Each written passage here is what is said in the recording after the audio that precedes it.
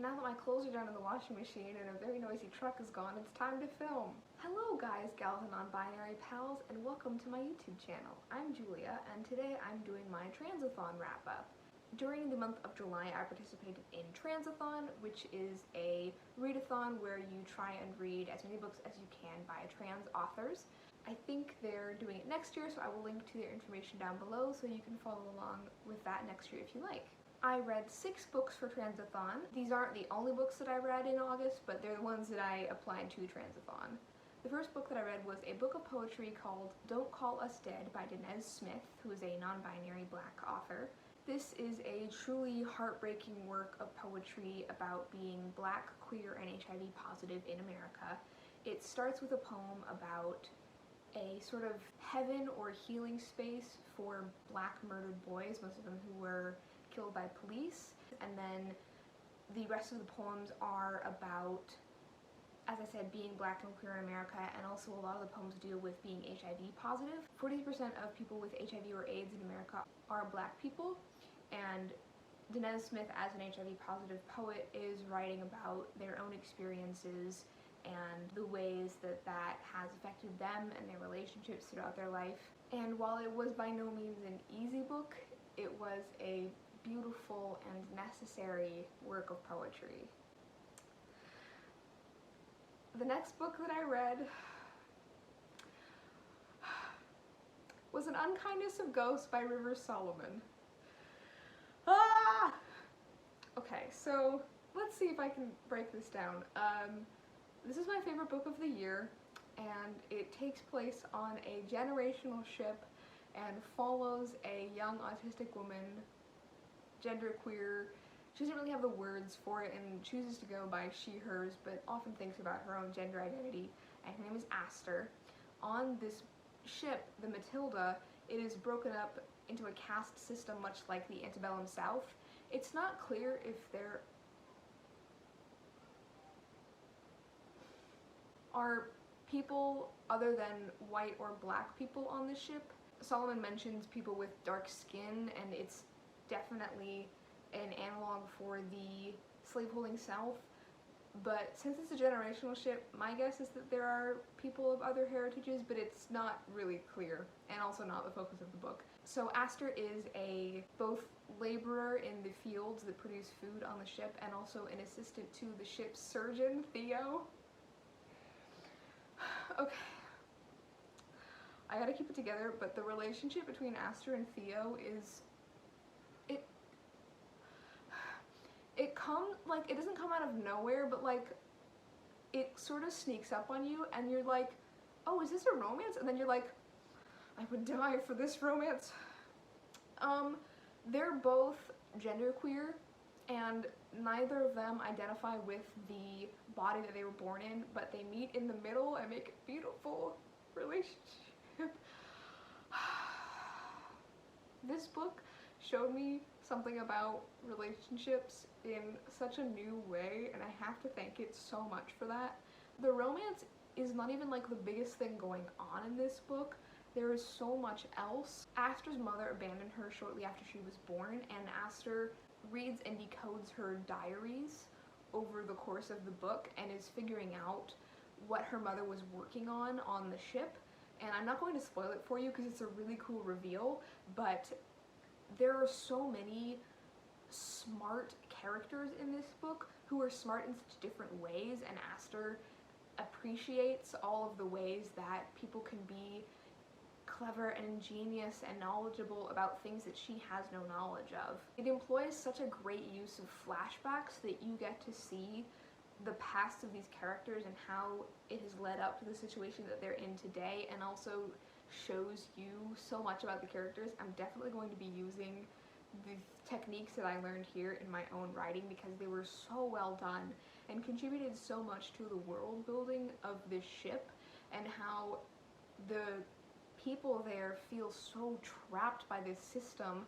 And I kept thinking, yeah, it really sucks that they're trapped on this ship, but like, aren't we all trapped on spaceship Earth? My one gripe with the book, even though I rated it a hearty, healthy, bouncing 5 stars, is that the villain was really cartoonishly evil. like mustache twirlingly racist, and I felt like there was really a lack of nuance. I've seen this critique pointed out elsewhere, and I don't super feel like it's exactly my critique to make, but I felt like it was so easy to point at him and say, oh, he's super racist, he's the villain, and it didn't examine kind of the broader system. No, oh man, I don't know how to articulate this because it's not my thing to articulate, but I still feel like it stuck out to me because so much of the book was nuanced, but also the villain was so like over the top that it kind of was unrealistic. But otherwise it was so incredible. I contacted my local store to buy a copy of it because I listened to it on audio, but I have to own it now because I know I'm going to be rereading it again and again. River Solomon is a Black non-binary author, and I felt so affirmed by their depiction of genderqueerness. There's a quote that like made me tear up when Theo says, "We get to decide what our bodies are or are not. I get to decide if this body is non-binary and no one else does." And I just thought that was so gender affirming. The next book that I read was Pet by Akwaeke Emezi. This is a young adult fantasy futuristic novella and stars Jam, who is a 13-year-old trans girl. She lives in a town called Lucille in a future where there are no monsters. That is to say, there are no bad people or bad systems. They've been fully eradicated, or so everyone thinks, until Jam awakens a creature in her mother's painting that calls itself Pet and tells her that it is here to hunt a monster. So Jam has to wrestle with the fact that there are indeed monsters in Lucille still, and how she is going to help get rid of that monster. There was so much of this novella that lay below the surface, and you could definitely tell that all of these characters had this past that was hinted at but not shown, and the setting of Lucille and the futurism of it were vague, but sort of in like a fairy tale way, where it's this very positive future where you understand that this is for, it's like a middle grade book, and it doesn't have to be fully fleshed out, so I understand the vagueness of it. I thought that the message was really interesting, something to grapple with. The fact that people of Lucille believe that there are no monsters and all evil has ended, therefore prevents them from doing the necessary work to see evil within themselves and their community, much like we like to pretend, well, I doubt that many people think this anymore, but we like to pretend that, oh, we had a black president and racism is over, and that absolves us of having to do the necessary anti-racism work. And Akwaeke Emezi is a non-binary Nigerian author. Next, I read King and the Dragonflies by Black non-binary author Kaysen Callender. This is a middle grade contemporary novel about a boy named Kingston, or King for short, whose older brother passed away in a freak heart attack, and he and his parents are both dealing with that grief. And King is also dealing with the fact that his brother told him to stay away from his best friend Sandy because he thought that Sandy was gay, and King is wrestling with his own sexual identity while also grieving his brother and trying to honor his wishes of staying away from his friend. This book had a very timeless quality. There were times when I wondered why characters didn't just call each other on their cell phones, so it could have been set like in the 90s or perhaps earlier.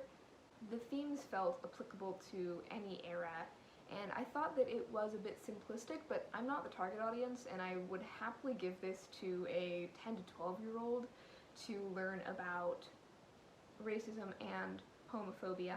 One of the best parts of the book for me was getting to see King grow. He definitely becomes braver over the course of the book about expressing his sexuality and defending his sexuality and Sandy's sexuality to others. The fifth book that I read was Dragon Pearl by Yoon-Ha Lee, a trans-Korean author. He wrote the Machinery of Empire series, which is military sci-fi, and it is famous for being super high concept, so I tried and could not get past the first chapter. So I was really excited to see a less smart book that I could digest. So Dragon Pearl is part of the Rick Riordan Presents series with Korean mythology, and it is, I believe, the first Rick Riordan Presents sci-fi.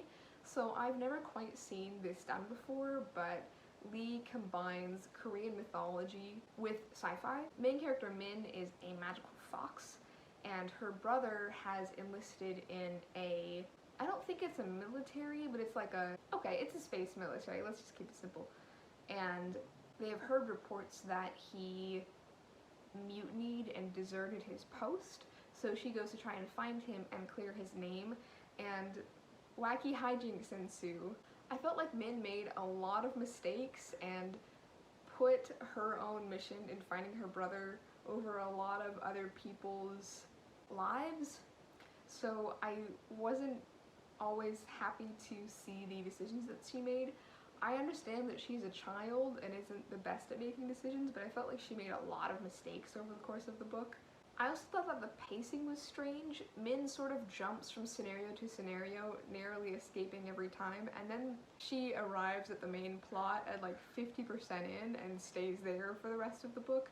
She joins a ship that her brother was serving on and assumes another person's identity because she can shapeshift. And so that took up like a good 40% of the novel, but it took a really long time to get there. And without spoiling too much, I thought the ending was super dark for a middle grade book, so I ended up rating this 2.5 stars, I think maybe 2.75. I didn't enjoy it all that much. I just thought that the constant jumping around didn't serve the plot well. And the final book that I read for Transathon was All Boys Aren't Blue by George M. Johnson. And Johnson recently came out as non-binary on Twitter, so they use they/them pronouns and write about being gay and black growing up in America. It's less a memoir and more a series of essays about their childhood and family and college and coming to terms with their sexuality. I really loved the value placed on family and how much Johnson writes about their huge extended family, their cousins, aunts, and uncles, and especially their grandmother, whom they have a really special relationship with. This is a YA memoir, and I think this book is super important and will mean a lot to a lot of people. Johnson deliberately talks about their own sexuality and having sex for the first time. That was their intention, was to demystify this for teens that don't know about gay sex or like want to know and need to learn this and aren't going to learn it anywhere else. And the whole book is sort of Johnson taking teens and telling them, here are some of these concepts and this is what my life has been, and sort of bringing them into the community in a very didactic way. I really loved how they talked about in college, they really got to explore and embrace their masculinity in a way that they hadn't done growing up, because they thought that because they were gay they had to be feminine, and though they like being feminine, they also really love the masculine side of them. And I loved and really identified with the articulation of this, because my femininity is super important to me, even though I am non-binary and I don't want to be completely androgynous. And I loved the way that Johnson talked about that and how much they wanted to still be masculine while being genderqueer. God damn it.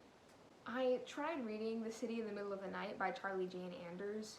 I don't know what it was about the book. It really didn't stick with me. It's very clear that Anders was influenced by Ursula K. Le Guin, so during most of the short time that I read this book, I just kind of wish that I'd been reading The Left Hand of Darkness, and the characters didn't sit with me. I also thought that the first part of the book was going to be like a good chunk of the book, and it ended up being just the prologue, and so then I was sort of like staring into this gulf of a plot and not knowing if I wanted to stick with it for that long. I DNF'd that one. I also didn't like All the Birds in the Sky, so I think Charlie Jane Anders just might not be for me. That's fine. Those are all the books that I read for Transathon.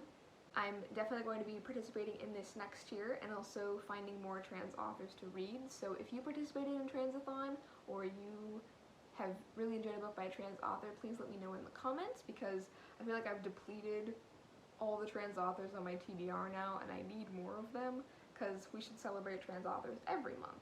Thank you all so much for watching. Please remember to like, subscribe, and comment if you enjoyed this video, and I will see you next time. Bye!